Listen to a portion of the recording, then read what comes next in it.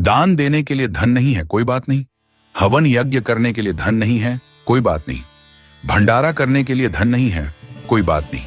किसी भूखे को खाना खिलाने के लिए धन नहीं है, कोई बात नहीं। लेकिन जो मैं आपको बता रहा हूं, यदि आपने यह कर लिया तो ईश्वर आपसे प्रसन्न हो जाएंगे।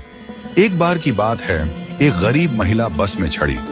उसके कपड़े पुराने और फटे हुए थे, बाल बिखरे हुए थे और शरीर से वह कमजोर लग रही थी। जैसे ही उसे बस में सीट मिली, वह चुपचाप जाकर बैठ गई।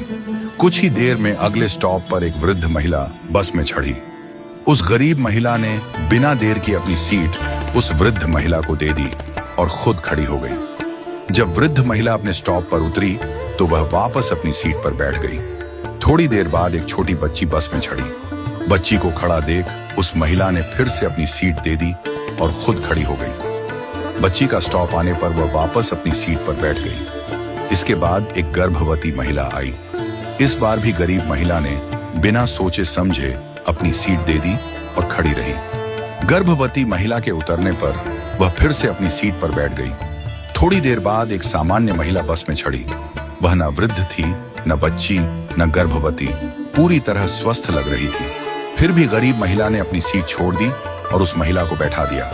यह सब देखकर बस में बैठी एक अन्य महिला, जो एक अध्यापिका थी, बहुत आश्चर्यचकित हुई। उसने सोचा, वृद्ध महिला, बच्ची और गर्भवती महिला के लिए सीट छोड़ना समझ में आता है, लेकिन एक सामान्य महिला के लिए बार बार सीट छोड़ने का क्या कारण हो सकता है। जब बस अपने आखिरी स्टॉप पर पहुंची तो अध्यापिका ने गरीब महिला से पूछा, बहन, मैंने देखा कि आप बार बार अपनी सीट दूसरों को दे देती हैं। आपका भी उतना ही हक है सीट पर बैठने का, फिर आप क्यों खड़ी हो जाती हैं?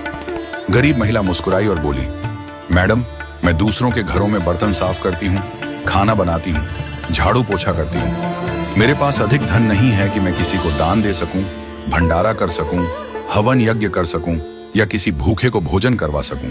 लेकिन मेरे पास मेरे कर्म हैं और मैं अपने कर्मों से दान करने की कोशिश करती हूँ। उसने आगे कहा, मेरे अच्छे कर्म ही मेरे ईश्वर के खाते में बैंक बैलेंस बढ़ा रहे हैं। इन्हीं कर्मों के कारण मेरा परिवार सुखी है।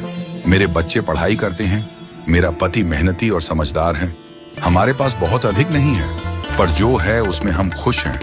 जब मैं अपने आसपास देखती हूँ तो पाती हूँ कि लोग कितने दुखी हैं, लेकिन मेरे अच्छे कर्मों की वजह से दुख मेरे जीवन में नहीं आता। उस महिला की बातों से अध्यापिका की आंखों में आंसू आ गए। उसने कहा, मैं स्कूल में बच्चों को शिक्षा देती हूँ, पर आज असली शिक्षा तो तुमने मुझे दी है। आज से तुम मेरी शिक्षिका हो। तुम्हारा बहुत बहुत धन्यवाद। इस कहानी से हमें यह सीख मिलती है कि सेवा के लिए धन की आवश्यकता नहीं